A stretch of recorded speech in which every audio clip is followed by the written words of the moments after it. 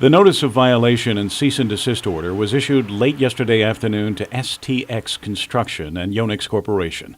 It was issued to CEO Kil Koo Yoon by Guam EPA Administrator Elizabeth Cruz. What we've done is we've noticed that the construction's gone beyond what we thought the shell permit that was issued by DPW, and because the modular homes actually include fixtures such as for the toilets and drinking water, that it goes beyond the approval of the shell permit, which Guam EPA has its own independent authority to enforce to make sure there's compliance, that the piping is lead-free, that we know the connection and the sources, etc. So we had our own independent authority to stop the work. The Younex Workforce Village has been the subject of intense scrutiny by the U.S. EPA, which has forcefully made its concerns known to the federal district court here because U.S. EPA fears that the more than 1 million gallons of sewage expected to be generated by the more than 15,000 occupants will overwhelm the nearby Northern Wastewater Treatment Plant, which is already in violation of U.S. EPA sewage discharge limits.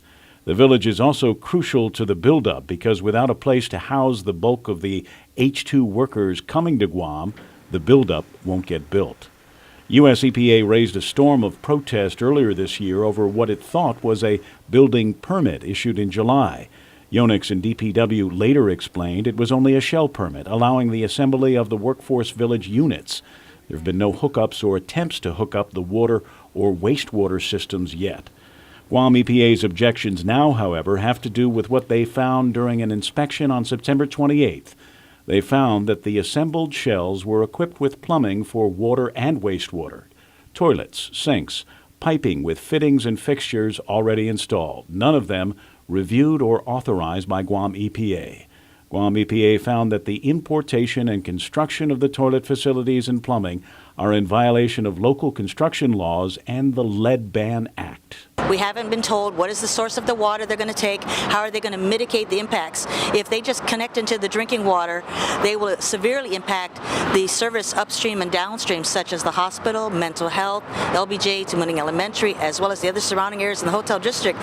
So we've got to make sure they explain through GWA how are they handling the drinking water that they're going to have for that project. Because right now their project is for 18,000 workers, and I don't know if I believe the system cannot handle that without either there's going to be more wells drilled or how that's going to work, and we haven't been adequately given that information. Both Younex and DPW have repeatedly said that no water or wastewater hookups will occur until the proper permits have been issued, which won't happen until the Northern Wastewater Treatment Plant has been upgraded to handle the load, which is at least a year away, if not longer.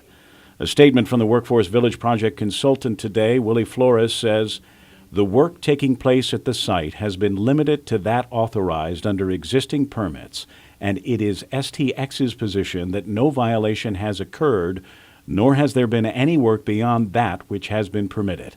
This was confirmed by DPW at a recent inspection of the facility, he said. We have responsibility, when I was briefing the acting governor, we have a responsibility to make sure we protect the government as well as the people of Guam that are going to be impacted by any large construction. Kevin Kerrigan, PNC News.